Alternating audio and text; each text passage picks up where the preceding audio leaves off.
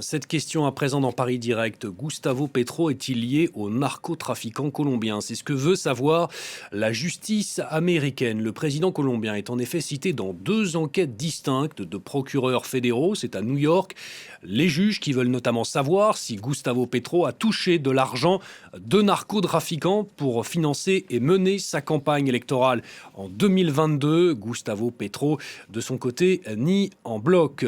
La Colombie, les poursuites contre Gustavo Petro, la situation à Cuba en particulier. On va en parler avec notre invité Jean-Jacques Kourlianski avec nous en plateau. Bonjour. Bonjour. Merci à vous de nous rejoindre ce midi dans Paris Direct. Vous êtes directeur de l'Observatoire Amérique latine à la Fondation Jean Jaurès. Vous êtes donc tout désigné pour nous éclairer sur les enjeux de la région. Première question avec vous. On vient de le voir, cette pression judiciaire sur Gustavo Petro. Alors, ce n'est pas l'administration Trump, c'est la justice américaine. Indépendance, mais indépendante. En tout cas, ça commence à faire beaucoup pour Gustavo Petro, régulièrement attaqué par Donald Trump, désormais visé par une enquête judiciaire. C'est l'illustration plus large d'une nouvelle stratégie américaine vis-à-vis de la Colombie et d'autres pays d'Amérique latine, selon vous? Alors, effectivement, la justice, a priori, aux États-Unis est indépendante, comme en France, dans les pays européens. Cela dit, le contexte interpelle. La Colombie est en campagne électorale. Le candidat de Gustavo Petro, puisqu'il ne peut pas se représenter, Ivan Cepeda, est en tête dans les sondages. L'année dernière, dans des situations similaires, les États-Unis de Donald Trump est intervenu directement dans la campagne électorale des législatives de mi-mandat en Argentine et dans la campagne présidentielle du Honduras. Bon, il se trouve qu'en Colombie, il y a un candidat qui se revendique du modèle Trump, et il s'appelle Abelardo de la Espriella, c'est un avocat qui a été défenseur des paramilitaires dans le passé liés aux trafiquants de drogue. Il semblerait, il est possible, c'est pas vérifié, c'est à vérifier, que les sources, les informations qui ont été fournies aux tribunaux des États-Unis proviennent de ce candidat aux élections présidentielles. C'est une hypothèse. C'est l'hypothèse qui a été avancée en réponse par le président en exercice, donc Gustavo Petro, qui a dit « Bon, moi, j'ai pas d'accusation particulière en Colombie, je n'ai rien à me reprocher. » Il est probable que l'affaire va se prolonger plusieurs mois, qu'on saura le fin mot de l'affaire après les élections présidentielles et qu'effectivement, ce qui se passe actuellement soit lié à la campagne des élections pour créer une image négative sur Gustavo Petro et indirectement sur son candidat qui est en tête actuellement dans les sondages qui ont été publiés encore récemment en Colombie. Et justement, Gustavo Petro, son camp plus largement, et d'ailleurs remporté les élections législatives qui se sont tenues là, le week-end dernier, c'était le 8 mars, où son parti est arrivé en tête justement devant cette formation. Est-ce que, vous l'avez évoqué dans votre propos, est-ce que Donald Trump ressuscite l'interventionnisme américain historique en Amérique latine en utilisant cette fois-ci le prétexte du trafic de drogue? C'était notamment le cas contre le Venezuela, on s'en souvient. C'est l'élément qui est utilisé par Donald Trump comme arme de destruction diplomatique majeure, ou plus. On l'a vu au Venezuela, il l'utilise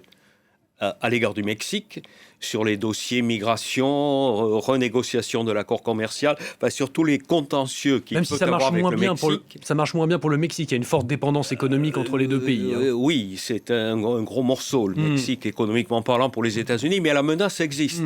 Et les Mexicains sont obligés de l'intégrer dans tous les contentieux qu'ils ont avec leurs voisins du Nord. Le Brésil s'en préoccupe beaucoup. Le Brésil, il y a des élections au mois d'octobre, des élections présidentielles. Le président sortant, Lula, a la possibilité de gagner. C'est pas un ami, c'est pas un ennemi, mais c'est pas un ami de Donald Trump. Et au Brésil, il y a des trafiquants de drogue, des groupes deux cartels importants, le PCC, le Commando Rouge, Vermeil. Et la crainte du Brésil, c'est que avant les élections, tout d'un coup, sorte ce dossier et que ces deux groupes soient désignés comme des ennemis potentiels des États-Unis, ce qui ouvrirait la voie à toutes sortes de pressions. Donc, effectivement, l'argument de vous êtes des trafiquants de drogue, vous empoisonnez la jeunesse des États-Unis, je me dois de protéger ma population, est un argument qui est utilisé systématiquement par Donald Trump à l'égard des gouvernements avec lesquels il n'est pas en harmonie politique et diplomatique. Et justement, favoriser les dirigeants de son bord politique, d'extrême droite en particulier, ça a marché pour Donald Trump. On se souvient au Chili, notamment, où José Antonio Cast l'a emporté Alors au Chili, en ayant le soutien de Donald Trump. Alors, au Chili, il n'a pas eu besoin d'intervenir directement. Bon, il avait un de ses amis politiques, José Antonio Cast, qui était effectivement bien placé électoralement parlant en raison des erreurs qui ont été commises par l'opposition et par l'équipe du président Boric qui était en place. Mais effectivement, on s'aperçoit qu'à l'issue la victoire de José Antonio Cast, il a gagné un ami de plus en Amérique latine. Il les a d'ailleurs tous réunis le 7 mars dans un de ces clubs de Miami qui lui sont proches. C'est assez insolite comme réunion diplomatique, ce lieu, mais ça symbolisait la nouvelle Amérique latine que souhaite Donald Trump, c'est-à-dire une Amérique latine vassalisée, une série de pays qui acceptent le protectorat des États-Unis, donc ils étaient quand même 12, dont d'ailleurs le Chili, avant la prise de fonction. C'est l'unique manière d'intervention, mais après les élections de Donald Trump au Chili. La passation de pouvoir a eu lieu le 11 mars. Cette réunion a eu lieu le 7 mars. Le Chili était invité, mais pas le président en fonction, Gabriel Boric, mais le président qui allait prendre ses fonctions et qui est un ami de Donald Trump, José Antonio Cast.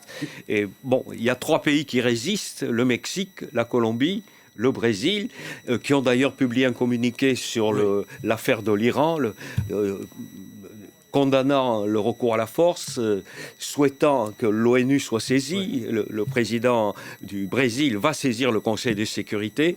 Donc ça ne plaît pas du tout à Donald Trump. Donc il est possible que l'épisode auquel vous faites allusion actuellement en Colombie, judiciaire, soit lié à ce fait. Un dernier mot rapidement avec vous. Alors c'est beaucoup plus au nord, presque aux Caraïbes, c'est Cuba. Justement, on vient de le voir juste avant votre intervention.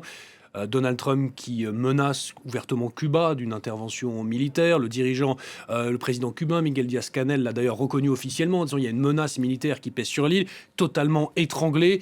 Ce serait la cerise sur le gâteau pour Donald Trump de s'emparer de Cuba qui résiste à l'intervention américaine depuis des décennies. Bon, alors Cuba, c'est un peu la carte qui est dans la manche. Donald Trump a plusieurs cartes. Quand il y a une porte qui se ferme, il change de sujet. Cuba peut être en recours. Si vraiment il s'enlise beaucoup dans l'affaire du Proche-Orient, de l'Iran, etc., il est possible qu'il utilise la carte cubaine. Il a été très clair dans sa dernière déclaration au sujet de la Havane. Ils sont fichus, ils sont faibles, je peux en faire ce que je veux, je peux intervenir quand je veux. Donc on voit très bien la façon dont il peut utiliser le dossier cubain pour couvrir un échec sur un autre front. Ce sera le mot de la fin. Merci beaucoup d'avoir répondu à nos questions. Monsieur Kourlianski, Jean-Jacques Kourlianski, directeur de l'Observatoire Amérique latine à la Fondation Jean Jaurès. Toute petite pause dans Paris Direct. On revient dans quelques minutes.